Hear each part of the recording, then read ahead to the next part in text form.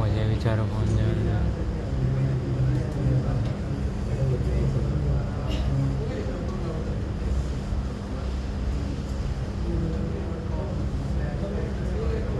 एक तो enable API and service, ठीक। तो यहाँ से भी इनेबल कर सकते हो। और यहाँ पे देखो कौन सी एपीआई होगी,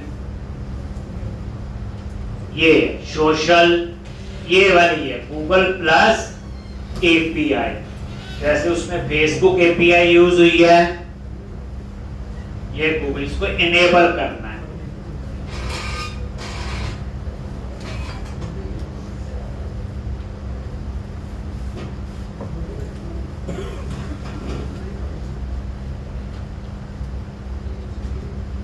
एक और ये इनेबल,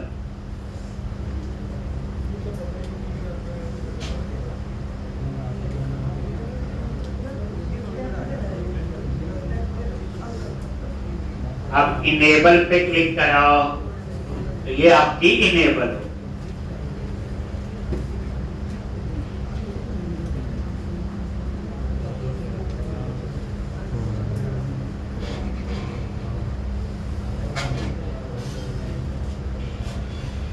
एक तो इस तरह से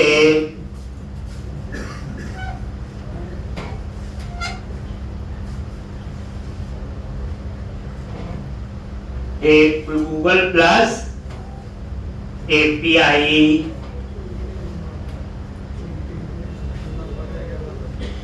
तो ये इनेबल कर, गूगल एपीआई यूज हुई है फेसबुक में, आपकी फेसबुक एपीआई। अब उसके बाद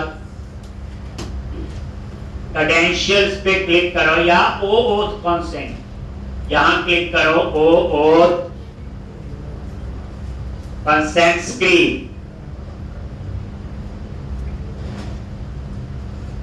एक गेटिंग स्टार्टेड, ऐप नेम क्या रखना है, एक तो वो आपकी मर्जी है, शॉपिंग ऐप 1036। ईमेल कोई भी दे दो,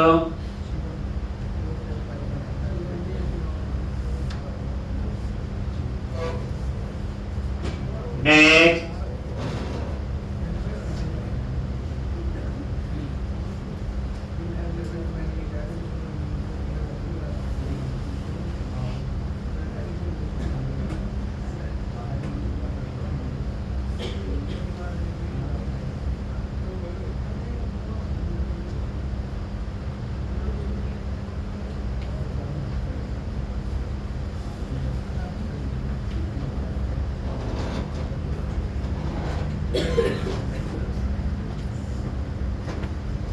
तो यहाँ पे इंटरनल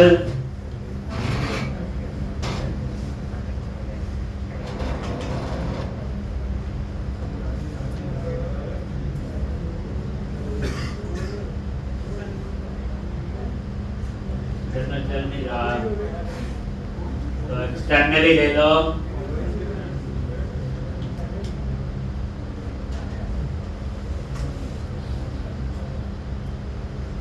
एक्सटर्नल, नेक्स्ट। यहाँ पे कॉन्टेक्ट इंफॉर्मेशन ईमेल ही देना है, कुछ भी दे सकते हो।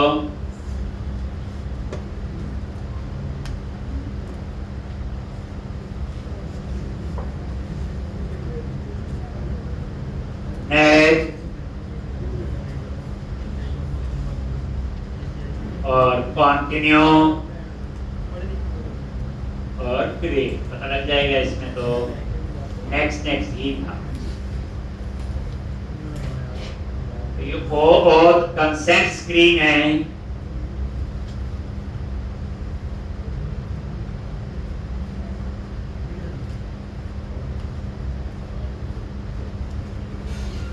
अब उसके बाद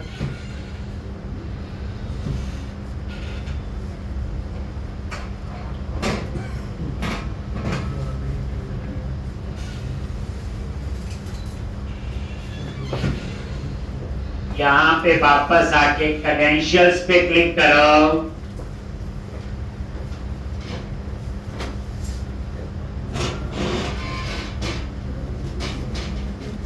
और यहाँ पे क्रिएट क्रेडेंशियल और ओथ क्लाइंट आईडी।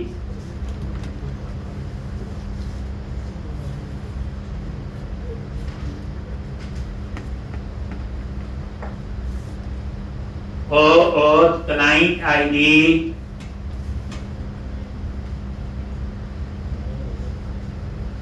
और यहाँ पे बता दिया एप्लीकेशन टाइप। ये सब उसमें भी था, बस ये गूगल में थोड़ा लेआउट है। और यहाँ चूज करो वेब एप्लीकेशन। क्या चूज किया? Web application. यहाँ ऑप्शन थी ना वेब एप्लीकेशन, एंड्रॉइड आईओएस है, ये उसमें भी आया था। एक और नेम दे दिया वेब क्लाइंट 1, चाहो तो आप चेंज कर सकते हैं। एक उसके बाद ऐड यूआरएल, यहां भी वही देना पड़ेगा कि रीडायरेक्ट यूआरएल क्या। यहां वेब एप्लीकेशन चूज कर लिया और ये वेब क्लाइंट 1, कुछ और भी रखना चाहो नेम है। ऐड URI, ये लास्ट में लिखा है ऐड URI। और यहां पे आपने URL देना है, वही ऑथराइज, वही सेम URL लिखा हुआ। आप अपने प्रोजेक्ट को क्या करो, यहां दो चीजें मिलेंगी, क्लाइंट आईडी और क्लाइंट सीक्रेट।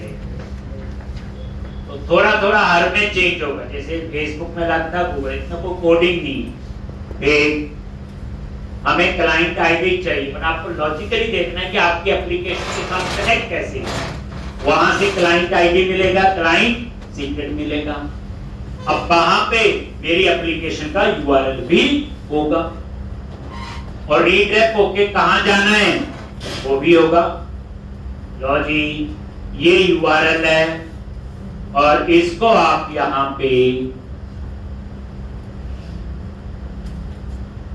ये यूआरएल पेस्ट, मैं कहता लास्ट में स्लैश नहीं चाहिए, हटा दे। ये हमारी वेबसाइट का यूआरएल है।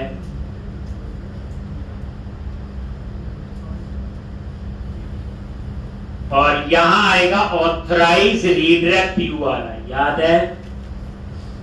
तो यहां पे ऐड यूआरआई, ये लो, वही सेम स्लैश, यहां क्या लिखोगे, गूगल हाइपन साइन इन। वहां क्या था, फेसबुक हाइपन साइन।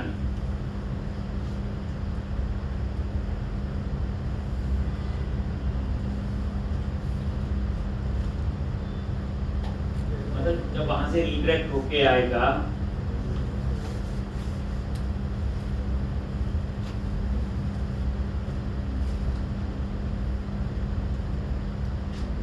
और क्रिएट पे क्लिक करो, लॉन्च।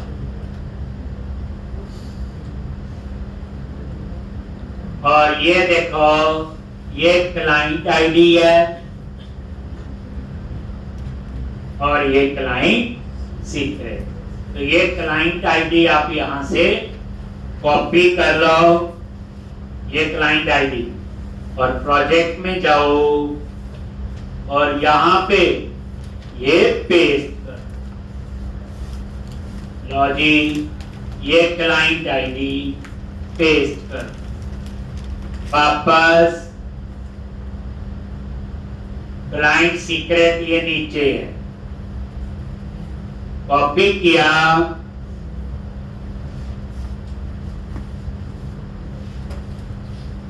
और ये क्लाइंट सीक्रेट यहां।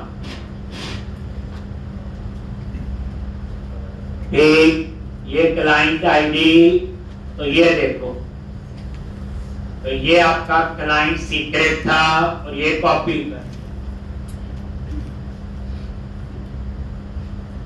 एक इसके ऊपर क्लाइंट, बस इतना ही काम था अभी तक।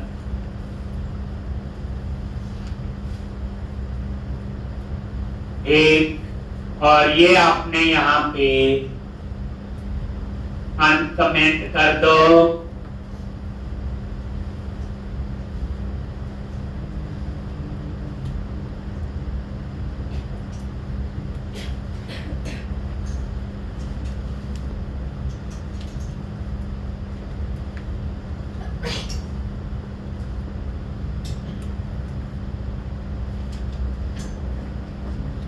एक बस एप्लीकेशन में कुछ नहीं चेंज करना।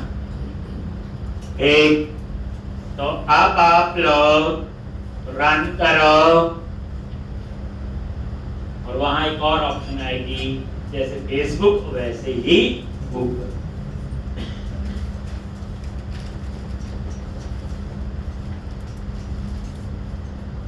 बाकी सारा सेम कोड जो आपका फेसबुक के लिए चला, चाहे इसके लिए आप कल कंप्यूटर यूज करोगे, लिंक्डइन,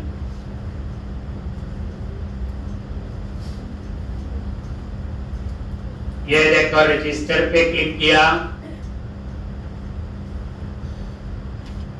ये देखो आ गया। अब गूगल पे क्लिक करोगे तो जैसे गूगल पे क्लिक करोगे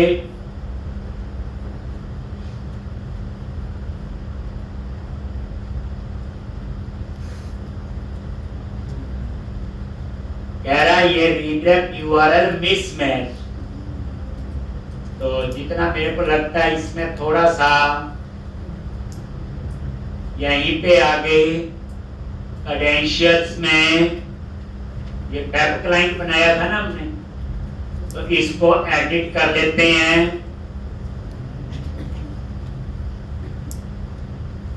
और ये कह रहा है ये यूआरएल है उल्टा, इसमें साइन इन हाइफन गूगल, मैंने लिख दिया था गूगल हाइफन साइन, उसमें से फेसबुक, थोड़ा बहुत फर्क होता है। और ये सेव कर लो,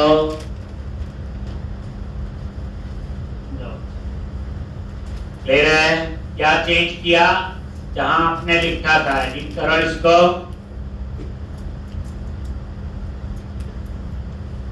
ये ऑथराइज रीडायरेक्ट यूआरएल, तो यहां पे साइन इन हाइफन गूगल लिखा, हमने लिखा था गूगल हाइफन साइन।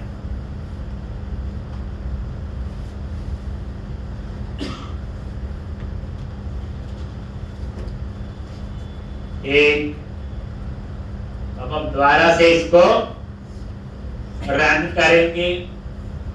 एक काम कर लो, जो ईमेल आईडी मैंने फेसबुक में यूज किया हुआ वही सेम ईमेल आईडी मेरा इसमें जीमेल का सेम है। तो मैं काम करता हूं, जो ऑलरेडी यूजर बना हुआ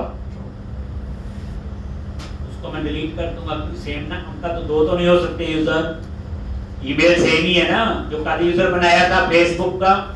तो बेसिकली मेरे केस में क्या है, जो मेरा जीमेल अकाउंट है वही यूजर नेम फेसबुक में और वही जीमेल में। अगर अलग अलग हो तो मुझे करने की जरूरत नहीं है। तो मैं काम करता हूं, ऐसा तो तभी होगा ना, वो तो मैंने करवा दिया था कल। और यहां पे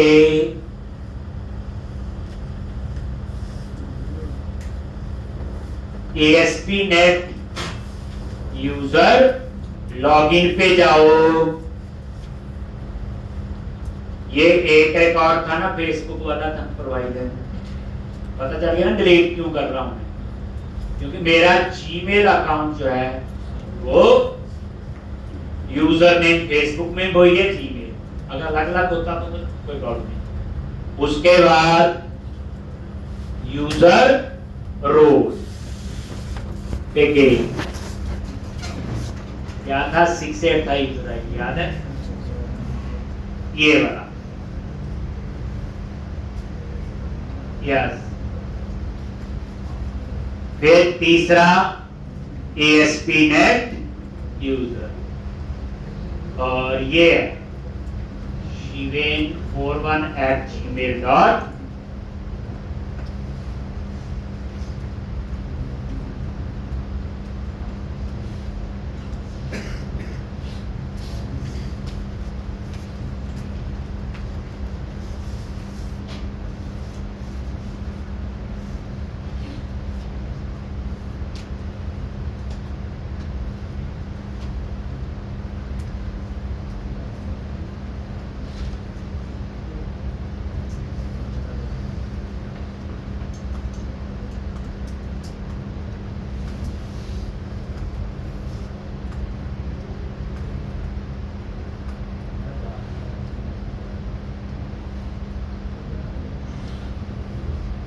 एक अब आप करो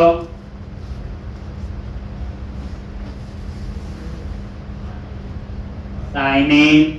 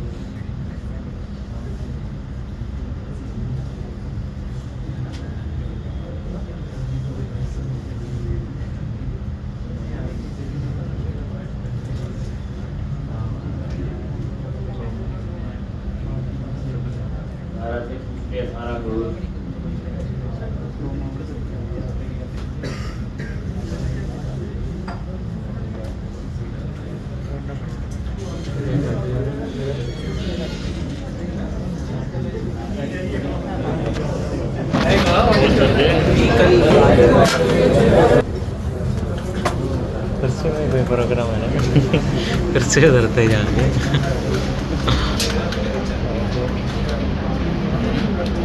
नंबर याद करनी होगी।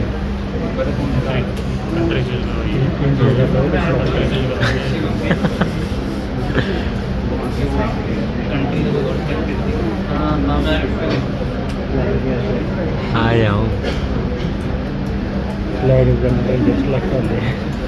तो ये तो कुछ नहीं, तो पता है कि आपको यूजर पासवर्ड डालेंगे, बाकी कुछ नहीं करना। बाकी रजिस्टर होगा यूजर, एक रिकॉर्ड आपका एंटर हो जाएगा ASP.NET यूजर में, एक हो जाएगा ASP.NET यूजर रोल में, और एक हो जाएगा ASP.NET यूजर। ठीक, प्रोवाइडर वहां क्या आ जाएगा इस बार, फेसबुक की जगह गूगल। तो ये आपने करना है। तो 2 से मैंने करवा दी, 2 से आपने करके मुझे दिखानी कल तक, परसों नहीं, क्लास से पहले। ठीक, और उसमें एक कंडीशन है, ऊपर आपने देखा वहां लिखा रहा है फेसबुक,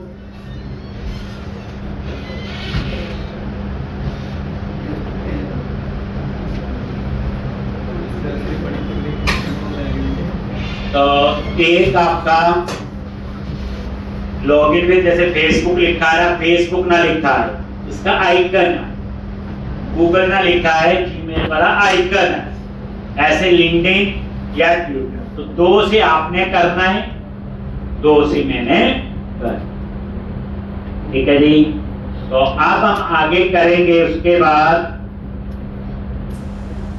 अब मैंने पहले आपको वैसे तो आगे करवाना है, मैंने शॉपिंग कार्ट मॉड्यूल, लेकिन आप इस पूरे प्रोजेक्ट को स्टोर प्रोसीजर से भी बना सकते।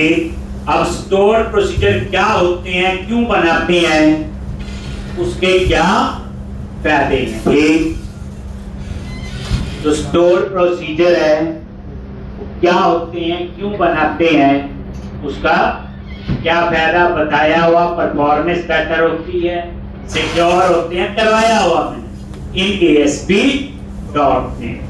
बट एंटिटी फ्रेमवर्क में आप कैसे यूज करोगे, तो अब मैंने वो करवाना है।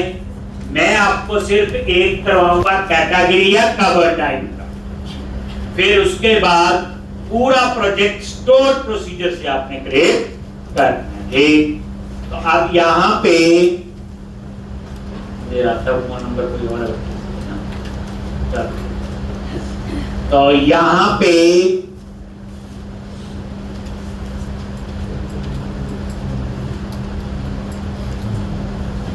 ये देख लेना, वो चल जाएगा। इसके बाद कुछ नहीं करना, इसमें आगे सेम ही है। ठीक, अब आपने स्टोर प्रोसीजर से काम करना है, तो सबसे पहले तो स्टोर प्रोसीजर बनाने पड़ेंगे।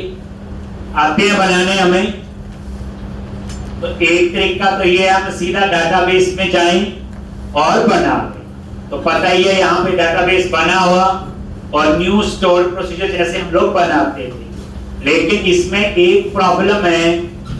एक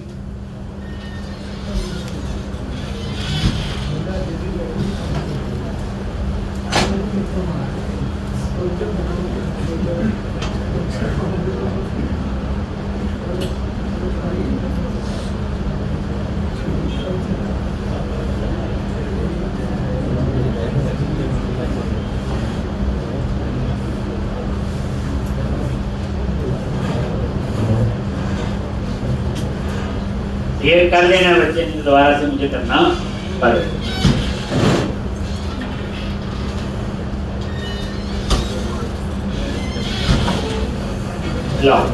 तो स्टोर प्रोसीजर के साथ कैसे करना है, मतलब कहने का अब इसमें कोई चेंज नहीं करना, सिर्फ गूगल पे क्लिक करना, गूगल का यूजर पासवर्ड डालना और वो आपको रजिस्टर वाले पे ले आएगा। बाकी आपने सारा सेम है जैसे फेसबुक की काम चलना। बस जब उन्होंने सेव करना तो प्रोवाइडर का नाम गूगल आ जाए।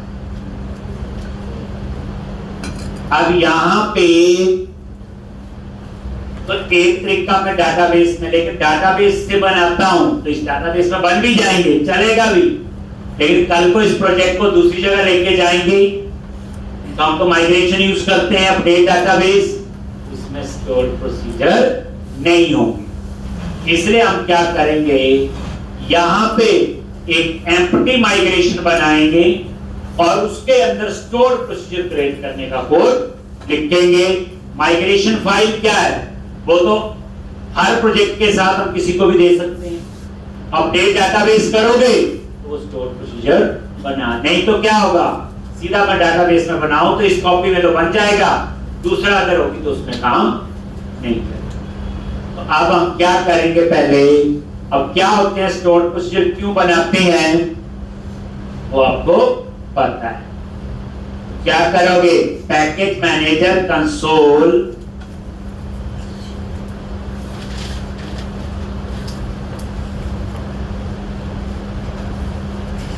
Data access add hyper migration, add hyper migration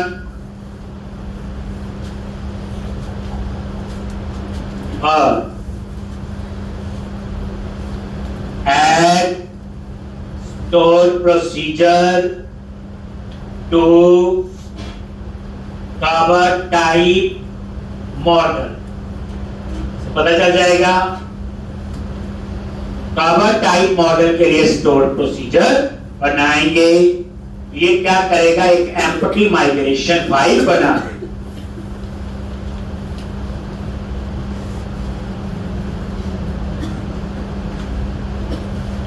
एक रिवीजन का और मौका आपको, जब इस पूरे प्रोजेक्ट को स्टोर प्रोसीजर से बनाओ।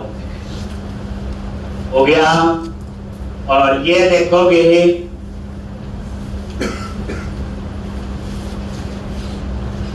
तो यहां पे डेटा माइग्रेशन और ये यहां पे आपका ये माइग्रेशन फाइल आ,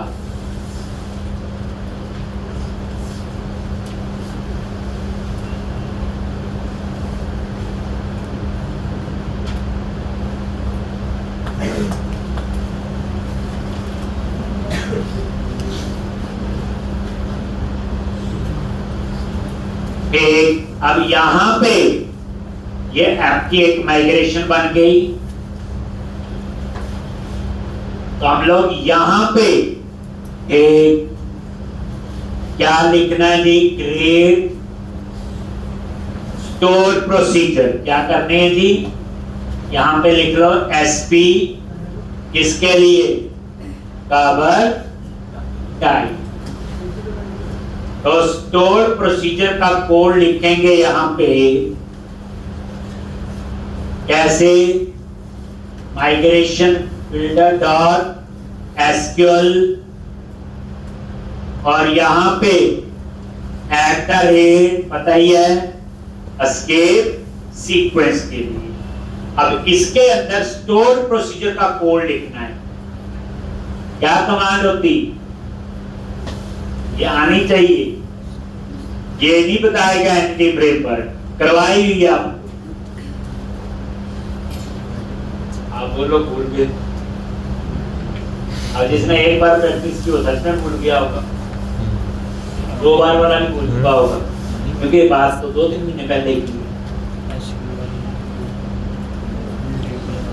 तो अगर नहीं याद आ रहे, एक तरीका देख लो ना, व्यू डाटाबेस में जाओ और यहां पे ये स्टोर प्रोसीजर का आ रहा है, इस पे राइट क्लिक करो, ऐड न्यू, बनाना नहीं है, सिर्फ सिंटैक्स देखना है। आ गया क्रिएट प्रोसीजर, हम यहां स्टोर प्रोसीजर का नाम रखेंगे, ठीक, क्रिएट कवर टाइप।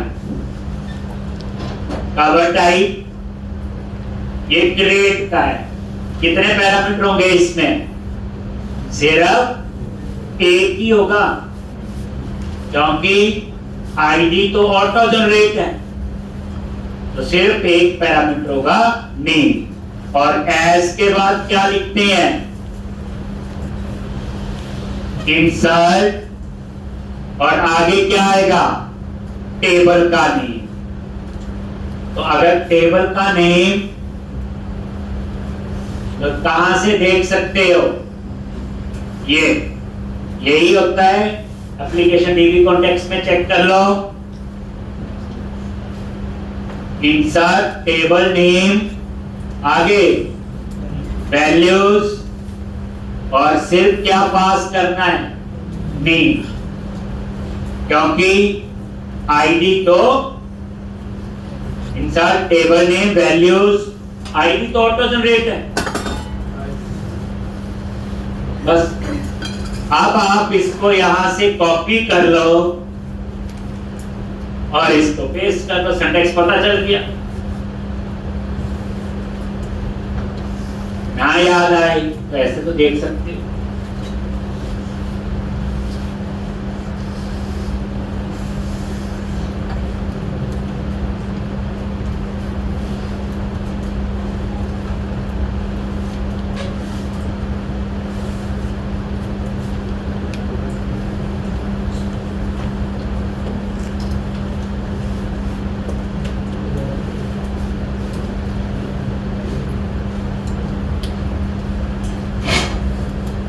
अब यहां पे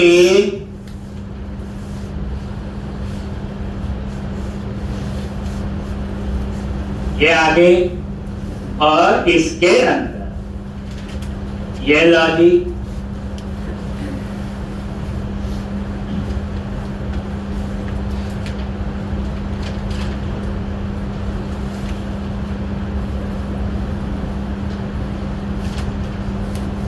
ये एक स्टोर प्रोसीजर बन जाएगा क्रिएट के लिए। अब इसी को कॉपी कर लो, बाकी तो तरीका पता चल गया। इसी के नीचे इसको पेस्ट कर दो, क्रिएट प्रोसीजर, बस यहां क्रिएट की जगह क्या आ जाएगा, बोलो अपडेट कवर टाइप, और इसमें एक नहीं 2 पैरामीटर होंगे। अपडेट में क्या होगा, एक आईडी भी होगा, क्योंकि अपडेट करेंगे तो वेयर में आईडी, और यहां पे क्या आ जाएगी, अपडेट टेबल नेम। आगे क्या लिखते हैं, सेट कॉलम नेम। तो नेम अपडेट हो सकता है और उसके लिए ऊपर नेम, पैरामीटर और वेयर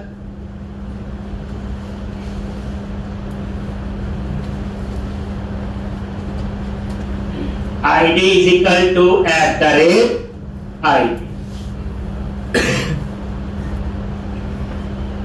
तो ये किसके लिए बन गया, अपडेट के लिए। अपडेट की क्वेरी तो है। ऐसे ही आपका तीसरा किसके लिए बनेगा, डिलीट के लिए।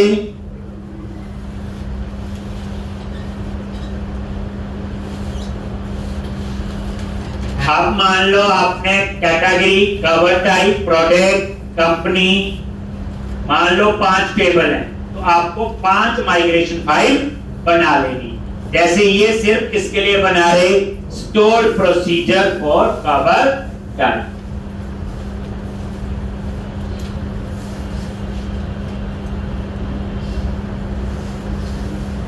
डिलीट कवर टाइप,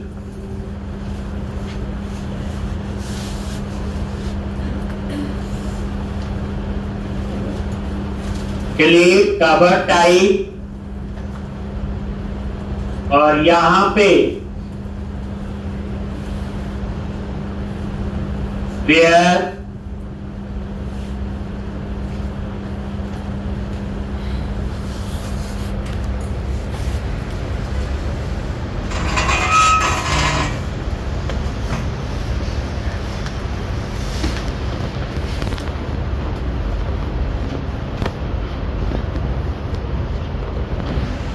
डिलीट होता है, फ्रॉम होता है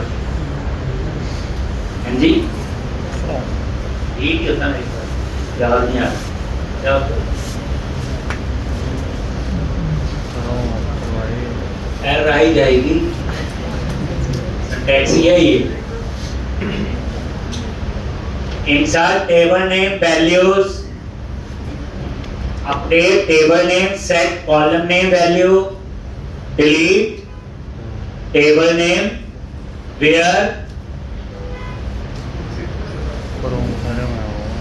अब उसके बाद क्या बनेगा, एक और यहां पे आएगा get cover types. Get cover types, इसमें कोई पैरामीटर नहीं है। और यहां पे select star from table name, यही होता है इसमें। तो एक ये हो गया गेट कवर टाइप डिस्प्ले का, और ऐसे ही एक और गेट कवर टाइप, और इसमें सिर्फ एक पैरामीटर होगा @id डेटा टाइप ए, और यहां पे क्या आ जाएगा, select star from where id is equal to @i। आप जो मर्जी पढ़ लो, डाटाबेस को तो सिंपली समझ आती है आपके सामने। एक बन गए, नहीं अभी तो माइग्रेशन फाइल तैयार है, और उसके बाद क्या करेंगे, बोलो, अपडेट हाइपन डेटाबेस, और ये स्टोर प्रोसीजर बना। अब ऐसे ही कैटेगरी के लिए बना लेंगे, ऐसे ही कंपनी के लिए, ऐसे ही प्रोडक्ट के लिए, ऐसे ही कल को कोई और मॉडल बनेगा, सब के लिए आपने बना, कोई चेंज भी होगा। अब हम उसके बाद इसकी जेनरिक रिपोजिटरी अलग बनाई, जो हमने बनाई है वो विदाउट स्टोर प्रोसीजर के साथ चले। अब हम एक ऐसी जेनेरिक रिपोजिटरी बनाने जा रहे, ऐसी जेनेरिक रिपोजिटरी जो रिपोजिटरी आपकी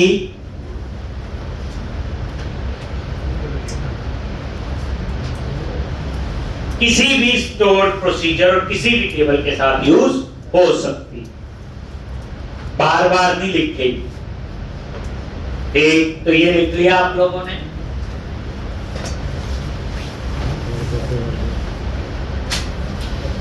अब आप अपडेट करो टूल्स और वही पैकेज मैनेजर कंसोल, क्या लिखते हैं यहां पे, अपडेट हाइपन डेटा बेस। तो बेसिकली क्या किया, एम्प्टी माइग्रेशन बनाई और उसके अंदर मैंने स्टोर प्रोसीजर के कोड लिख दिए। माइग्रेशन में पढ़े हैं, जहां भी अपडेट डाटाबेस करोगे ये वहां पे आ जाएंगे, देख लेना। ठीक, लॉजिक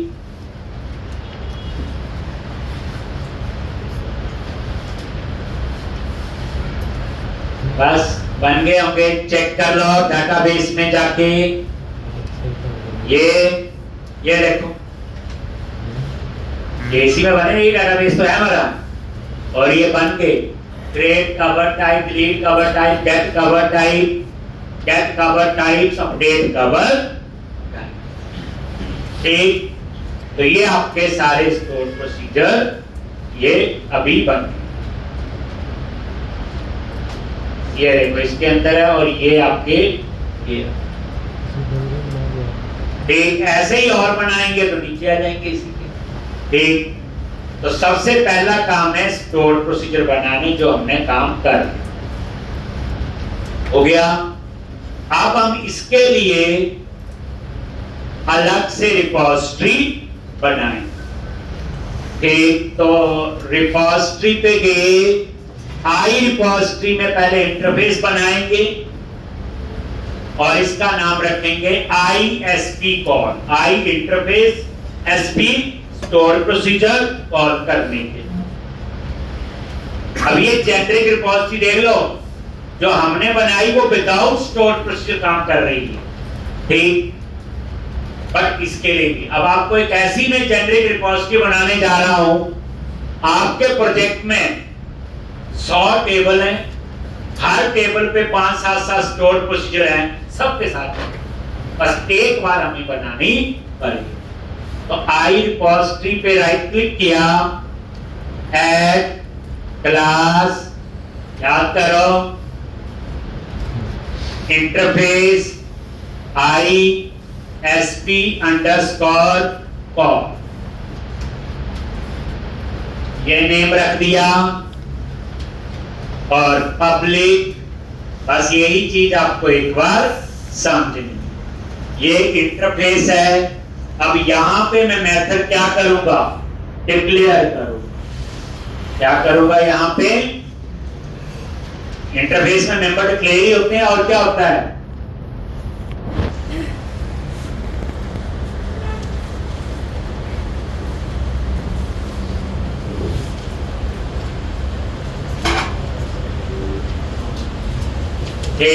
और यहां पे आई डिस्पोजेबल, ये क्या आपका एक इंटरफेस है, ये मैंने नहीं बनाया हुआ, ये डिस्ट्रक्टर की तरह काम करेगा, जैसे किसी को आपने डिस्पोज करना है। तो सबसे पहले एग्जीक्यूट नाम से ये मेथड बनाऊंगा, डिक्लेयर कर रहा हूं। अब ये एग्जीक्यूट मेथड क्या क्या काम करेगा, सेव, अपडेट और डिलीट। सेव, अपडेट और डिलीट। पहला पैरामीटर इसका क्या होगा, स्टोर प्रोसीजर का नेम। पहला पैरामीटर होगा स्टोर प्रोसीजर का नेम। अब वो क्या हो सकता है, क्रिएट कवर टाइप भी हो सकता है, अपडेट कवर टाइप भी हो सकता है, डिलीट कवर टाइप भी हो सकता है, या क्रिएट कैटेगरी कवर टाइप, कोई भी हो सकता है। अब इस स्टोर प्रोसीजर में कितने पैरामीटर है, अपग्रेड कवर टाइप में 1, अपडेट कवर टाइप में 2, डिलीट कवर टाइप में 1। ऐसे ही कल को क्रिएट कंपनी का बनेंगे, उसमें 10 पैरामीटर होंगे, हमें नहीं पता। तो जब हमें पता ही नहीं कितने पैरामीटर, 2 भी हो सकते, 10 भी, 1 भी, 100 भी, तो हम डायनामिक पैरामीटर यूज करते हैं। क्या यूज करते हैं? Dynamic parameter. उसके नाम से ही पता चल रहा आपको। ठीक, अब इसके लिए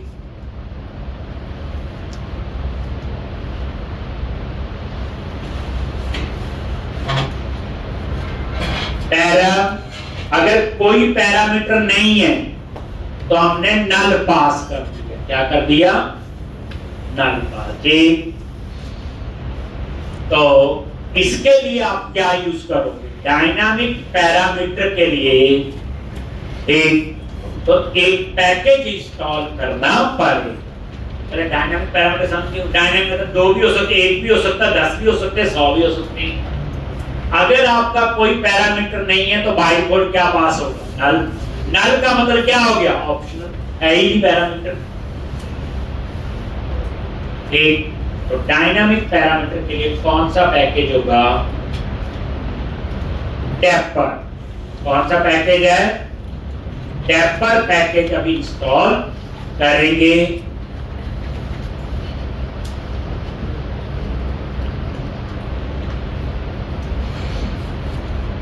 तो tools, nugget, manage nugget packages for solution.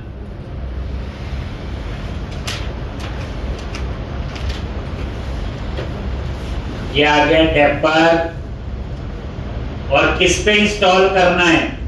Data access, उसी पे कर रहे हैं काम।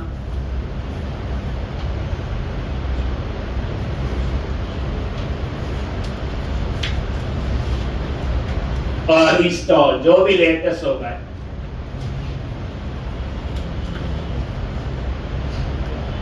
2.1.72 आ रहा है। ठीक, टेपर, डाटा एक्सेस पे और इंस्टॉल, यानी ये डायनामिक पैरामीटर क्लास इसमें।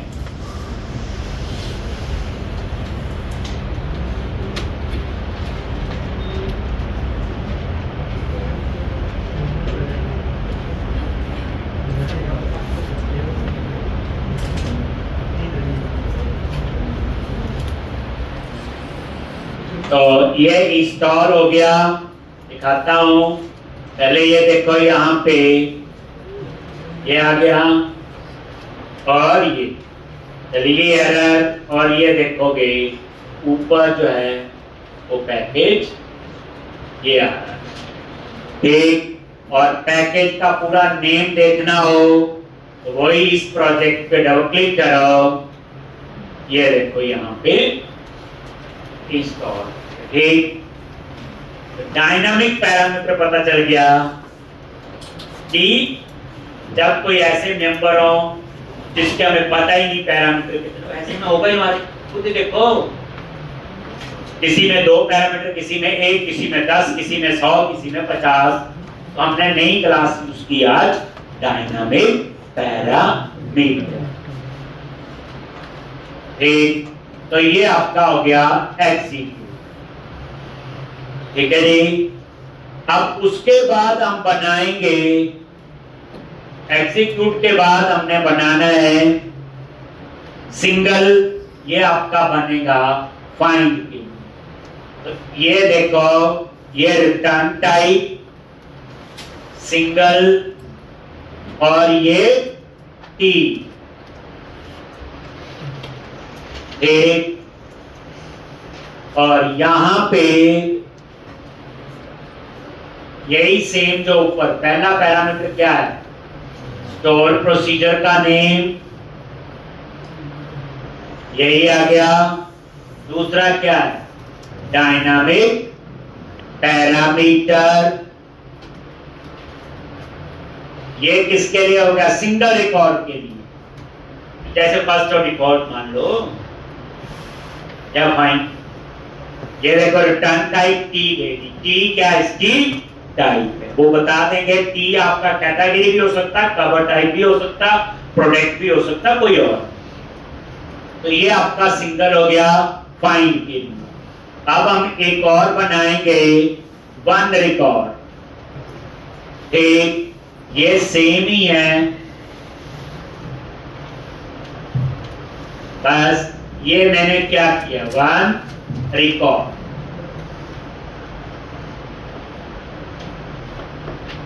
ठीक, इसमें डिफरेंस मैं बताऊं, आएगा एक ही रिकॉर्ड,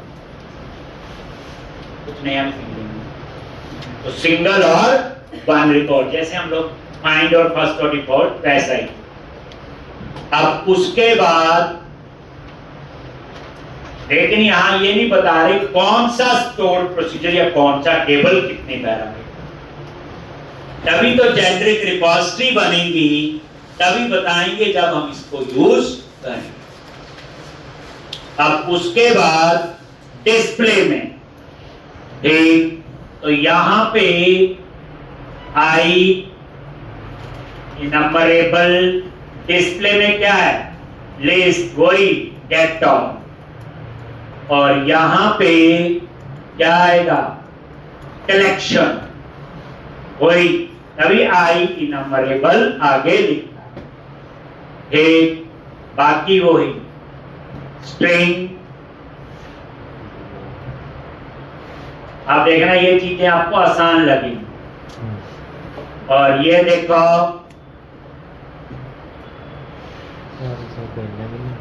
डायनामिक पैरामीटर,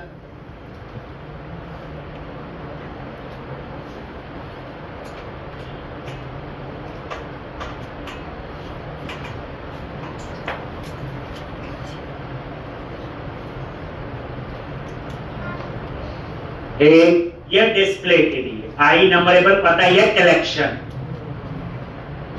एक और इसमें बताना है, जब मल्टीपल क्वेरी के रिजल्ट रिटर्न होते तो उसके लिए ट्यूपल यूज होते हैं। क्या यूज होते हैं, ट्यूपल, कुछ तो नया पढ़ेंगे।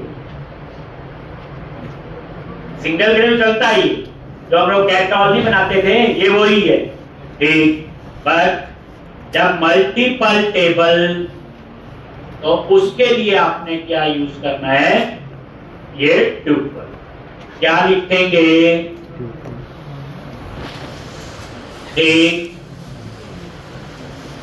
मल्टीपल क्वेरी के रिजल्ट, जैसे T1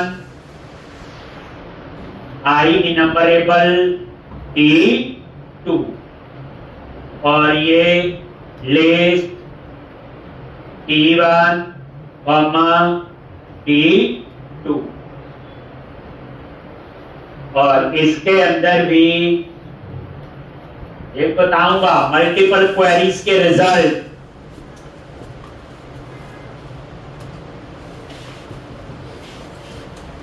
डायनामिक पैरामीटर, बाकी तो सेम है।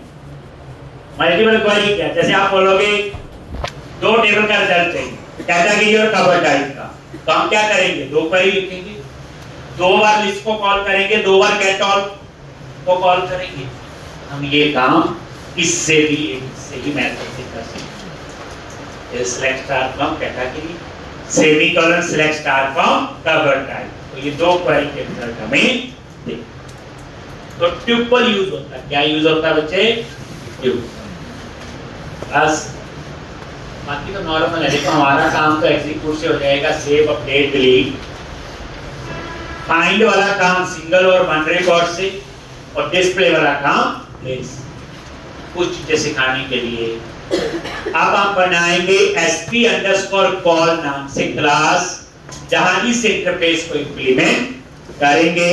और यहां वही होगा बच्चे, SQL connection class, command type, ठीक, सब चलेगा वो। तो आप ये लेके चलो, ये जो मैं काम करवाऊंगा मंडे तक, ये सारा प्रोजेक्ट आपका स्टोर प्रोसीजर में बना होना चाहिए। मंडे को दिखाना है, एक तो कल दिखाना है, गूगल, फेसबुक, इसके अलावा दो कोई और आपने करवाना है। ठीक, निकले आइए, चलो अब हम बनाएंगे क्या, क्लास का नाम रखेंगे SP_call, इंटरफेस का नाम है ISP_call।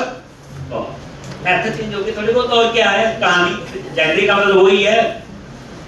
ये ऐसी जेनरिक रिपोजिटरी बन रही, किसी भी टेबल के किसी भी स्टोर प्रोसीजर के साथ यूज हो सकता है, चाहे डाटाबेस जो मर्जी हो।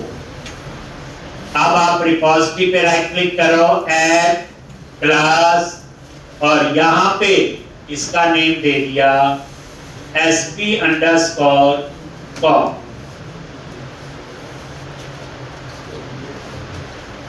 पब्लिक ISP_call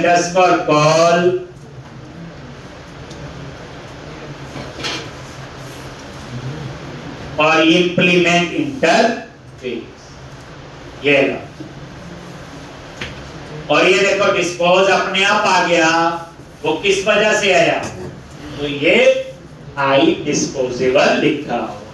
और ये देखो सारे मेथड आ गए, पर डेफिनेशन अभी नहीं आई, वो हम लोग लिखते हैं, यही डायग्राम देखो इंटरफेस। तो अब हम लोग, तो एक आपके लिए रिवीजन हो गई एक प्रोजेक्ट बनाने का, दूसरा तरीका पता चल गया।